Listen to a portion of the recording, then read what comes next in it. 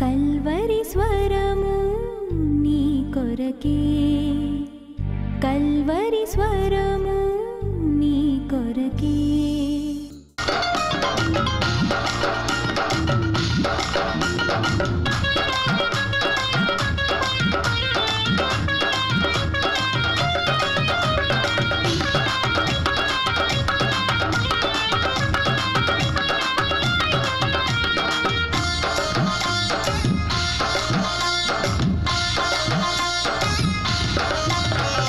రాజులకు రాజువు,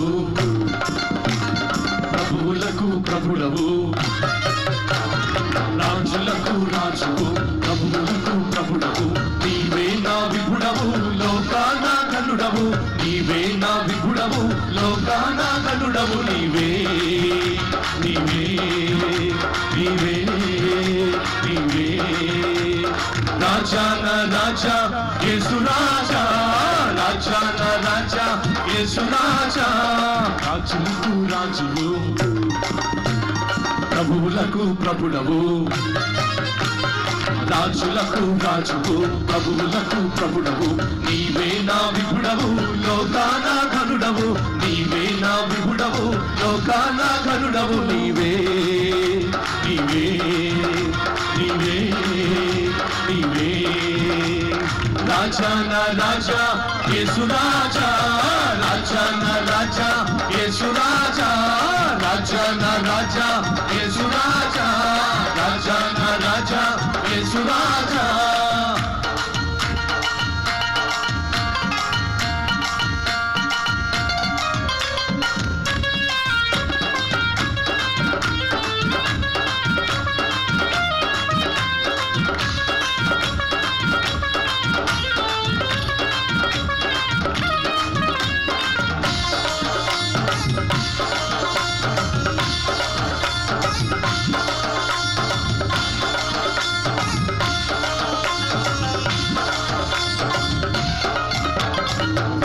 సరిరారు మరి నీకెవ్వరు లేరు, సరిపోరు మరి ఇంకెవ్వరు, రారు సరిరారు మరి నీకెవ్వరు లేరు, సరిపోరు మరి ఇంకెవ్వరు. సర్వ సృష్టికర్తవు, సర్వోన్నతుడవు, సర్వాధికారివి, సర్వాంతర్యామివి, సర్వ సృష్టికర్తవు, సర్వోన్నతుడవు, సర్వాధికారివి, సర్వాంతర్యామివి, నీవే నీవే నీవే నీవే రాజా నా రాజా యేసు రాజా, రాజా నా రాజా యేసు రాజా, రాజా నా రాజా యేసు రాజా, రాజా నా రాజా యేసు రాజా. రాజులకు రాజువు, ప్రభువులకు ప్రభుడవు, అందరం కలిసి రాజులకు రాజువు, ప్రభువులకు ప్రభుడవు, నీవే నా విభుడవు, లోకాన ఘనుడవు, నీవే నా విభుడవు, లోకాన ఘనుడవు.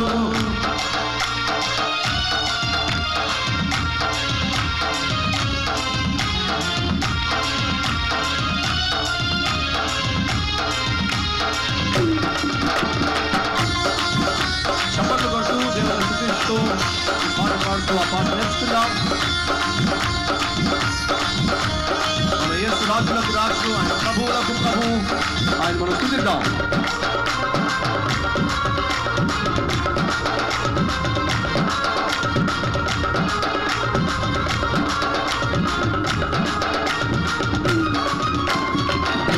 నేనున్నా అనువాదము, ఉన్న ప్రాణున్న ఏకైక రాజువు, ఉన్న నేనున్నా అని అనువాదము, ఉన్న ప్రాణున్న ఏకైక రాజువు. అగ్ని జ్వాలల వంటి కన్నులున్నవాడా, మహా తేజస్సుతో ప్రకాశించువాడా, అగ్ని జ్వాలల వంటి కన్నులున్నవాడా, మహా తేజస్సుతో ప్రకాశించువాడా, నీవే నీవే నీవే నీవే రాజా నా రాజా యేసు రాజా, రాజా నా రాజా యేసు రాజా, రాజా నా రాజా యేసు రాజా, రాజా నా రాజా యేసు రాజా. రాజులకు రాజువు, ప్రభువులకు ప్రభుడవు. అందరం కలిసి రాజులకు రాజువు, ప్రభువులకు ప్రభుడవు. నీవే నా విపుడవు, లోకాన ఘనుడవు. నీవే నా విపుడవు, లోకాన ఘనుడవు. నీవే నీవే నీవే నీవే రాజా నా రాజా యేసు రాజా, రాజా నా రాజా యేసు రాజా, రాజా నా రాజా యేసు రాజా, రాజా నా రాజా యేసు రాజా, రాజా నా రాజా యేసు రాజా, రాజా నా రాజా యేసు రాజా, రాజా నా రాజా యేసు రాజా, రాజా నా రాజా యేసు రాజా.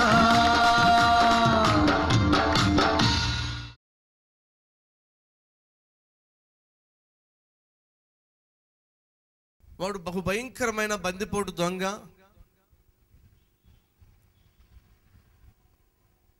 బహు నీచమైన హంతకుడు.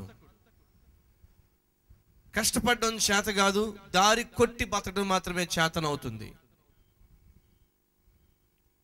అన్యాయంగా అక్రమముగా ఇతరులు కష్టపడి సంపాదించిన దాన్ని దోచుకోవడం తప్ప మరి ఏమీ చేత కాదు అతనికి. మనుషులకు కష్టాన్ని, నష్టాన్ని, గాయాలను, బాధను, మరి కొంతమందిని చంపేటటువంటి కర్కశమైన స్థితికి దిగజారిపోయిన ఒక నీచమైన బందిపోటు. చాలా కాలంగా ఆ బందిపోటు దొరకకుండా తప్పించుకుంటూనే నేరాలు చేశాడు, ఘోరాలు చేశాడు, ఖూనీలు చేశాడు. అలా నేరాలు, ఘోరాలు, ఖూనీలు చేసి చేసి ఒకరోజు దొరికిపోయాడు.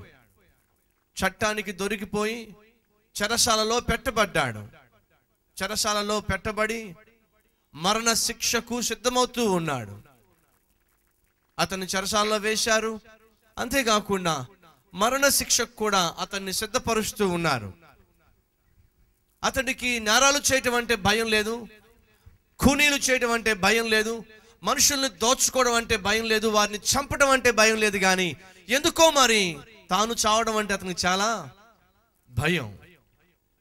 తనకి ఎప్పుడైతే మరణ శిక్ష పడిందో, ఆ మరణ శిక్ష పడిన దినము దగ్గర అవుతుంది అని తెలిస్తే అతనికి ఎందుకో గడగడ వణికిపోయే పరిస్థితి, భయపడిపోయే పరిస్థితి. అతను మరణ శిక్ష పొందుకోవలసిన వారం రానే వచ్చింది. అతడు మరణ శిక్ష పొందుకోవలసిన రోజులు దగ్గర పడినాయి. మరణం దగ్గరికి వచ్చే కొలది అతని జీవితంలో టెన్షన్ మొదలయ్యింది, భయం మొదలయ్యింది. తాను చేసే ప్రతి నీచమైన కార్యము, ఖూని తన కళ్ళ ముందు స్పష్టంగా కనిపిస్తూ వచ్చినాయి.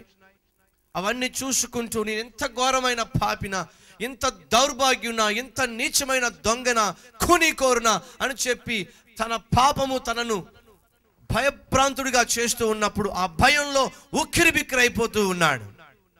ఆఖరికి సమయం వచ్చింది, డేట్ ఫిక్స్ అయిపోయింది, తేదీ ఫిక్స్ అయిపోయింది. అతను మరణము పొందబోతున్నాడు. ఆఖరికి ఆ మరణ దినం రానే వచ్చింది. రేపే అతడు చంపివేయబడుతున్నాడు. Is going to be killed tomorrow. He knows it.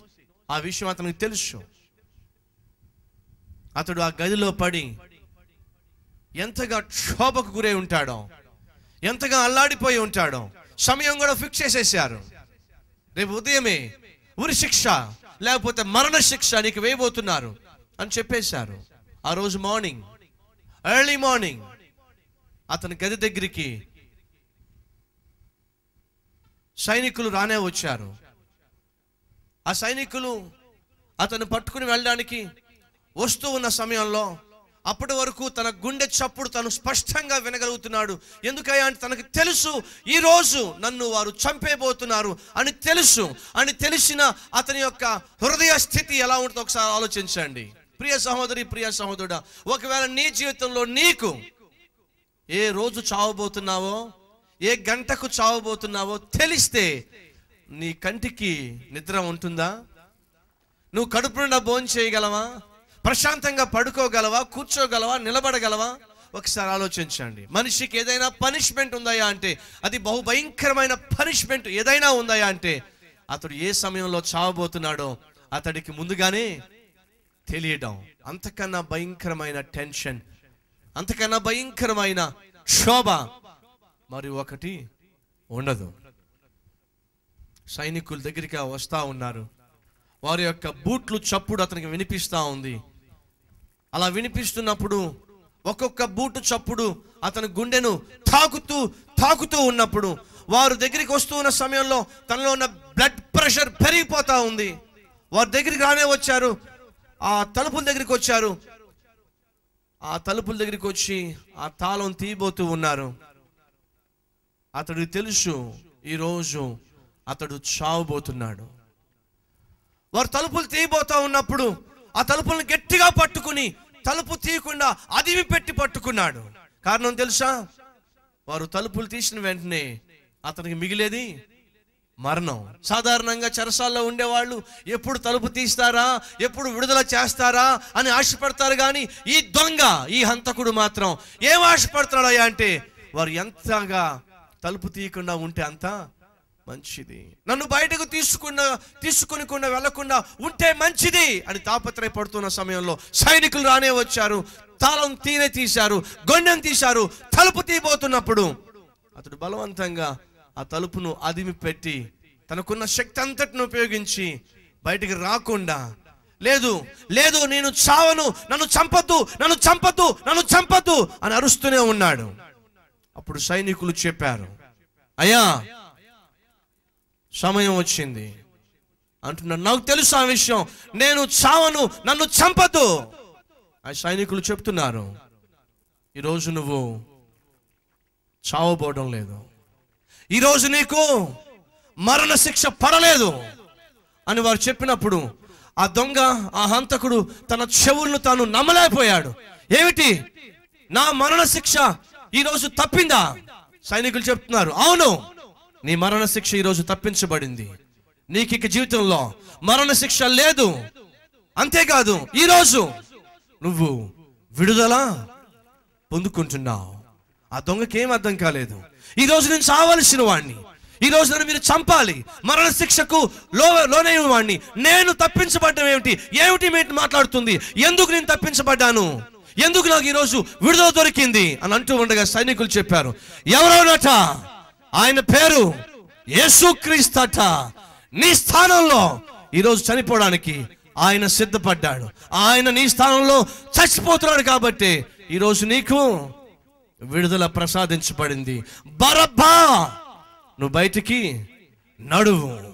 Barabbas తన చెవుల్ని నమ్మలేకపోయాడు, తను వింటున్నది సత్యమా అసత్యమా గ్రహించలేకపోయాడు.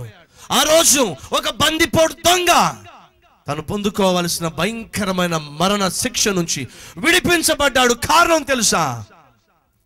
ఒక లోకరక్షకుడు, సాక్షాత్తు దేవుని కుమారుడు ఈ లోకంలో అడుగుపెట్టి శుక్రవారం ఈ లోకంలో మనిషి చేసిన ప్రతి పాపమును బట్టి శిక్షను భరించటానికి నిర్ణయించుకున్న ఆ శుభ సమయాన బరబ్బా విడుదల పొందుకున్నాడు. ఏ తప్పు చేయని, ఏ నేరము చేయని ప్రభువైన యేసుక్రీస్తు బరబ్బా సిలువ వేయబడవలసిన ఆ సిలువ మీదకు ఎక్కాడు. ప్రియ సహోదరి, ప్రియ సహోదరుడా, ఎవరో తెలుసా ఆ బరబ్బా? ఆ రోజు విడిపించబడిన బరబ్బా, ఈరోజు ఇంకా నువ్వు విడిపించబడుతూ ఉన్న బరబ్బాలు ఎవరో తెలుసా? అది నువ్వు, నేను. సాధారణంగా ఒక వ్యక్తి మరణిస్తే సంతాప దినము అంటారు. సాధారణంగా ఎవరైనా చనిపోతే సంతాప దినాన్ని ప్రకటిస్తారు. ఒకరోజు సంతాప దినం, 2 రోజులు సంతాప దినాలు, కొన్నిసార్లు వారం రోజులు సంతాప దినాన్ని ప్రకటిస్తారు. ఎవరైనా మరణిస్తే దుఃఖిస్తారు, ప్రలాపిస్తారు, ఏడుస్తారు, సంతాపాన్ని తెలియచేస్తారు. కానీ ప్రపంచంలో ఒకే ఒక్క వ్యక్తి చనిపోయిన దినాన సంతాపాన్ని ప్రకటించలేదు. ఒకే వ్యక్తి మరణించిన దినాన అది దుఃఖకరమైన దినముగా పిలువబడలేదు, దుఃఖించవలసిన రోజుగా ముద్రించబడలేదు. ప్రపంచంలో ఒకే ఒక్క మనిషి చనిపోయినప్పుడు అది బ్యాడ్ డేగా పిలువబడలేదు, గుడ్ ఫ్రైడేగా పిలువబడింది. ఎందుకని? మనిషి చనిపోతే అది దుఃఖకరమైన దినం, మనిషి మరణిస్తే అది సంతాప దినం. కానీ ఎందుకని? ప్రభువైన యేసుక్రీస్తు మరణించిన దినాన ప్రపంచం అంతా బ్యాడ్ ఫ్రైడే అని అనవలసింది పోయి గుడ్ ఫ్రైడే, శుభ శుక్రవారము అని ఎందుకని ప్రపంచం అంతా ఈరోజు ఈ దినానికి ఒక పేరు పెట్టారు. ఎక్కడైనా ఉందా గుడ్ మండే అని? ఎక్కడైనా ఉందా గుడ్ ట్యూస్డే అని? ఎక్కడైనా ఉందా గుడ్ వెన్స్డే అని? ఎక్కడైనా ఉందా గుడ్ సాటర్డే అని? ఎక్కడైనా ఉందా గుడ్ సండే అని? ఈ లోకంలో చాలా మంది అవతార పురుషులు పుట్టారు, వారు చనిపోయారు. వారు చనిపోయిన దినాన ఏ రోజైనా ఎప్పుడైనా good Monday, good Tuesday, good Thursday అని ఎప్పుడైనా పిలిచారా? ఎవరి జీవితంలోనైనా ఆ విధంగా పిలువబడిందా? కానీ ఒకే ఒక్క మరుపురాని మహనీయుడు ఈ లోకానికి పాపాన్ని మోసుకుని పోవడానికి, మనిషి చేసిన పాపాన్ని తన మీద వేసుకొని, మనిషికి రావాల్సిన శిక్షను తన భుజాల మీద వేసుకొని, ఈ లోకస్తులు చేసిన పాపానికి ప్రాయశ్చిత్తాన్ని చెల్లించాలని ఈ లోకానికి వచ్చిన వారు ఎవరైనా ఉన్నారయ్యా అంటే అది కేవలము యేసుక్రీస్తు కాబట్టే. ఆయన మరణించి మనల్ని బ్రతికింప చేశాడు కాబట్టి ఆయన మరణించిన దినాన్ని ఏమన్నారు తెలుసా? శుభ శుక్రవారం, గుడ్ ఫ్రైడే. అవునండి, యేసుక్రీస్తు మరణించటం వల్ల మనకు శుభం జరిగింది. ఏమిటి ఆ శుభం? మనిషి చేసిన పాపం వల్ల వచ్చే జీతము మరణం. ఆ మరణం తర్వాత మనిషికి మిగిలి ఉన్నది తాను చేసిన ప్రతి పాపమును బట్టి తీర్పు. ఆ తీర్పు తర్వాత అతడు త్రోయబడవలసిన స్థలము ఏదైనా ఉన్నది అంటే అది నరకం. ఆ నరకంలో పడకూడదని, ఆ నరకంలో మనం కూలిపోకూడదని, కాలిపోకూడదని కంకణం కట్టుకున్నాడు. కాబట్టి తండ్రి అయిన దేవుడు యోహాను సువార్త 3వ అధ్యాయము 16వ వచనంలో ఈ విధంగా లిఖింప చేశాడు. ఏమని తెలుసా? దేవుడు లోకమును ఎంతో ప్రేమించెను. ఎంతో అనే దానికి కామా లేదు, ఫుల్ స్టాపు లేదు. ఎంత అంటే ఎంతో, అదేనయ్యా ఎంత అంటే ఎంతో. ఆయన లోకమును ఎంతో ప్రేమించెను కాగా తన అద్వితీయ కుమారుణ్ణి, ఏకైక కుమారుణ్ణి నీ కొరకు నా కొరకు ఈ లోకానికి పంపించాడు. ప్రియ సహోదరి, ప్రియ సహోదరుడా, మనిషిగా మనకున్న గొప్ప అవసరము డబ్బే అయినట్లయితే ఈరోజు మనుషులు ఎక్కడ చూసినా డబ్బు కోసం ప్రాకులాడుతున్నారు. డబ్బు కోసం ఎన్ని గబ్బు పనులైనా చేస్తూ ఉన్నారు, ఎంత నీచానికైనా ఒడిగడుతూ ఉన్నారు. మనిషికి కావాల్సింది డబ్బే అయినట్లయితే దేవుడు ఒక గొప్ప ఐశ్వర్యవంతుని లోకానికి పంపించేవాడు. ఈరోజు ఎక్కడ చూసినా టెక్నాలజీ పెరిగిపోతా ఉంది, జ్ఞానం పెరిగిపోతా ఉంది. దాని మీద సమస్తం ఆధారపడినట్టుగా మనం ముందుకు సాగుతూ ఉన్నాం. నిజంగా మనిషికి కావాల్సింది జ్ఞానమే అయినట్లయితే దేవుడు గొప్ప సైంటిస్ట్ని ఈ లోకానికి పంపించేవాడు. మనుషులు ఈరోజు నీడ కోసం ప్రాకులాడుతూ ఉన్నారు. ఏమున్నా లేకపోయినా ఒక చిన్న ఇల్లు కట్టుకోవాలి, బిల్డింగ్ కట్టుకోవాలి అని ఆశపడుతూ ఉన్నారు. మనిషికి కావాల్సింది నిజంగా బిల్డింగ్స్ అయినట్లయితే దేవుడు మనిషి కోసం గొప్ప ఇంజనీర్ని, బిల్డర్ని పంపించేవాడు. మనుషులు ఈరోజు ఆరోగ్యం కోసం ఎన్నో ప్రయత్నాలు చేస్తూ ఉన్నారు. వారికి రోగాలు కుదుర్చుకోవడానికి ఎక్కడికెక్కడికో వెళ్తున్నారు, ఏమేమి మందులు వాడుతున్నారు. మనిషికి నిజంగా కావాల్సింది కేవలం ఆరోగ్యమే అయినట్లయితే దేవుడి లోకానికి ఓ గొప్ప వైద్యుడిని పంపించేవాడు. కానీ మనిషికి రోజు కావాల్సింది డబ్బు కన్నా, ఆరోగ్యం కన్నా, ఐశ్వర్యం కన్నా, లేక వస్తు వాహనాల కన్నా మనిషికి కావాల్సింది మనశ్శాంతి, మనిషికి కావాల్సింది సమాధానము, మనిషికి కావాల్సింది నెమ్మది.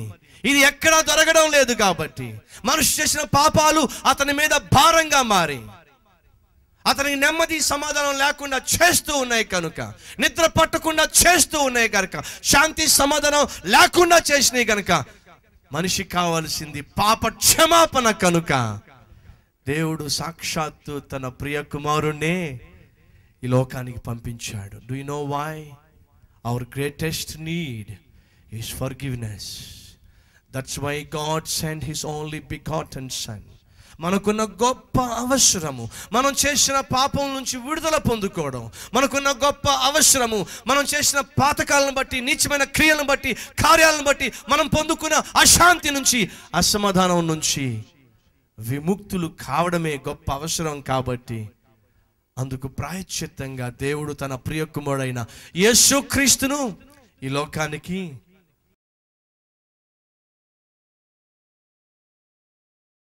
ఎవరి కోసం యేసుక్రీస్తు శిలువలో మరణించి ఉన్నాడో చెప్పగలరా?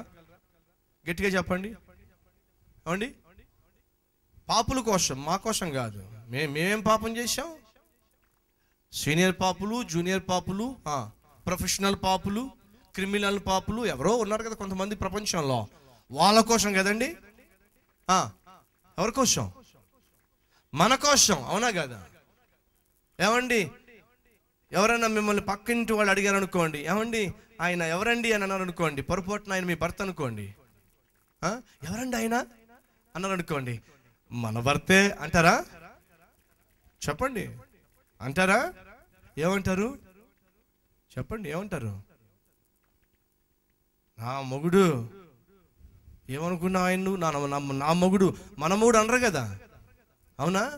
నేను చెప్తున్నాను, మనకి ఇంకా వాక్యం అర్థం కావడం లేదు.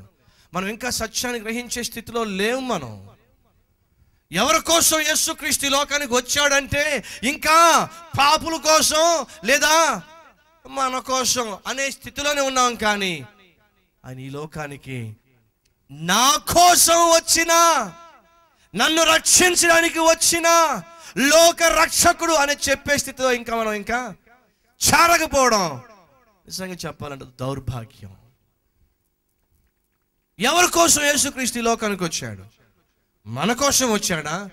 లేక ఎంతమంది ధైర్యంగా చెప్పగలరు నా కోసమే, నాలాంటి పాపిని మార్చడానికి, నాలాంటి పాపికి మనశ్శాంతిని ఇవ్వడానికి, నాలాంటి పాపిని విడిపించడానికి, నాలాంటి పాపి కలిగి ఉన్న ప్రతి పాపిష్టి వ్యసనం నుంచి, అలవాటు నుంచి విడిపించి నన్ను మరలా మనిషిగా చేయడానికి ఈ లోకం నా కోసమే వచ్చాడు అని చెప్పేవాళ్లే నిజమైన క్రీస్తును అర్థం చేసుకున్నవారు, అంగీకరించిన వాళ్ళు. ఒక రోజట ఒక రాజు పేదల మధ్య సంచరిస్తూ ఒక ముసలి, ఒక వృద్ధురాలు ఇంటికి వెళ్ళాడు.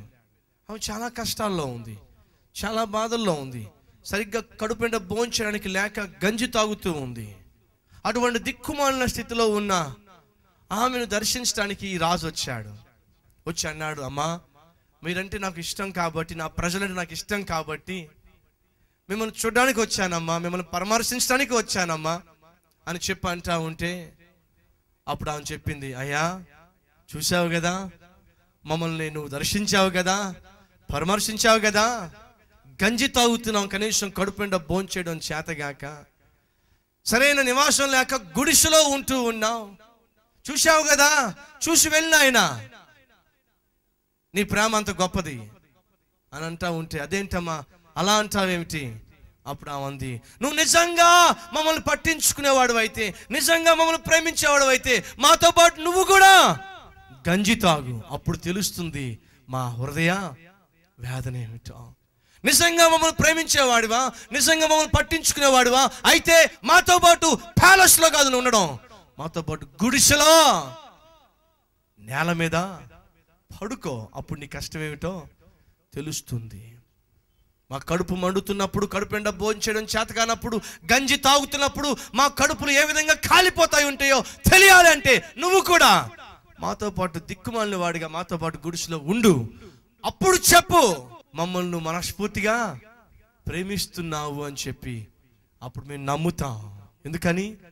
మాతో పాటు దిక్కుమాలిన వాడిగా గంజి తాగావు, నేల మీద పడుకున్నావు, గుడిసెలో ఉన్నావు కాబట్టి నమ్ముతాం, మమ్మల్ని మనసారా ప్రేమిస్తూ ఉన్నావు అని చెప్పి. ప్రియ సహోదరి, ప్రియ సహోదరుడా, ఆ రాజు వెంటనే అక్కడి నుంచి తన ప్రేమ నిరూపించలేక ఏం చేశాడు తెలుసా? కాముగా వెళ్ళిపోయాడు.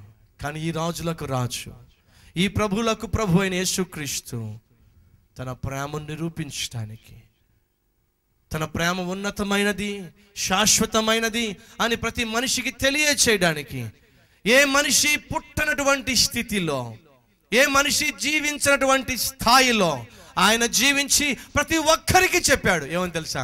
అయ్యా, నీ కష్టం ఏంటో నాకు తెలుసయ్యా, నీ బాధ ఏమిటో నాకు తెలుసయ్యా, నీ కడుపు మంట ఏమిటో నాకు తెలుసయ్యా. ఎందుకని నాకు కూడా బైబిల్ యేసుక్రీస్తు ఆకలి కొని ఉన్నాడు, కడుపు మంటతో బాధపడ్డాడు, అలసిపోయాడు, సొమ్మసిల్లిపోయాడు. మనిషి ఎన్ని రీతులుగా ఇబ్బందులు పడతాడో, ఎన్ని రీతులుగా శోధించబడతాడో అన్ని రీతులుగా ఆయన శోధించబడ్డాడు. కారణం తెలుసా? నీ కష్టంలో, నీ కన్నీటిలో పాలు పంచుకోవడానికి ఈ లోకానికి వచ్చిన వాడు ఎవరైనా ఉన్నారయ్యా అంటే అది నేను ప్రకటించే ప్రభు అయిన యేసుక్రీస్తు.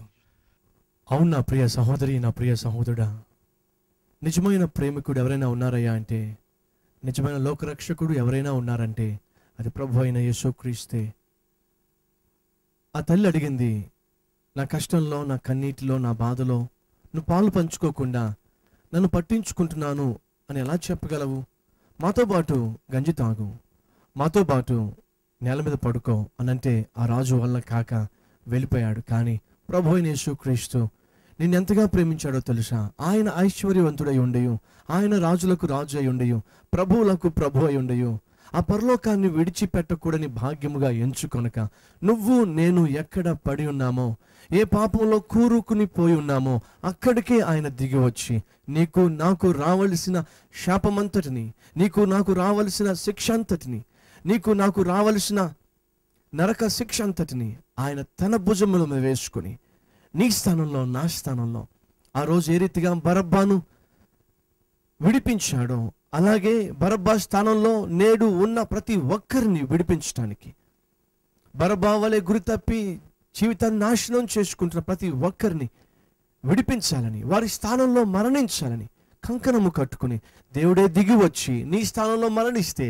కనీసం ఈ గుడ్ ఫ్రైడే నాడైనా ఆ ప్రేమను అర్థం చేసుకుని ఆ రక్షకుడు అనుగ్రహించే రక్షణను స్వీకరించి, ఎందుకని నువ్వు పరలోకంలో చోటు సంపాదించకూడదు? ఎందుకని ఆయన ఉచితంగా అనుగ్రహించే పాప క్షమాపణను పొందుకొని నీ జీవితాన్ని మార్చుకోకూడదు?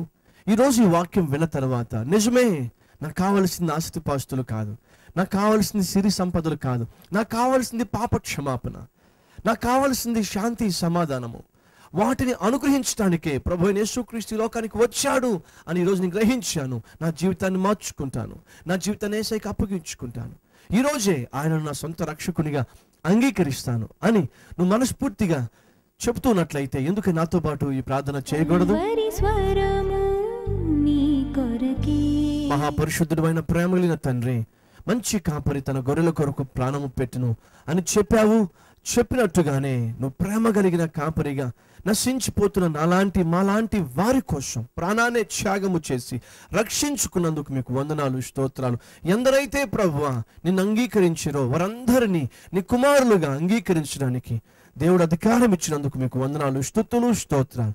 ఈరోజు వాక్యం విని ఎప్పటి వరకు మారకుండా, ఎప్పటి వరకు జీవితాన్ని దిద్దుకోకుండా, ఎప్పటి వరకు తమ జీవితాన్ని నీకు అప్పగించకుండా నిర్లక్ష్యంగా జీవించిన అనేక వేల మంది ప్రభువా ఈరోజు తమ హృదయాలు నీకు అప్పగిస్తున్నారు. ఇంత గొప్ప రక్షణను నిర్లక్ష్యము చేసిన ఎలా తప్పించుకుంటాము అనే సత్యాన్ని గ్రహించి ప్రభువా, ఇలాంటి ప్రేమ కలిగిన దేవుణ్ణి నిర్లక్ష్యం చేస్తే ఏ రీతిగా తప్పించుకుంటామనే సత్యం గ్రహించి ఈరోజే నాయన ఎవరెవరైతే తమ జీవితాన్ని అప్పగించుకుంటున్నారో వారందరినీ అంగీకరించమని, వారి జీవితాలను ప్రభువా సంపూర్ణంగా మార్చివేయమని, వారి పేర్లు పరలోపు గ్రంథంలో లిఖింప చేయమని, నీ వారిగా వారిని ముద్రించమని యేసు పరిశుద్ధ నామంలో ఈ ప్రార్థన సమర్పిస్తున్నాం తండ్రి, ఆమెన్.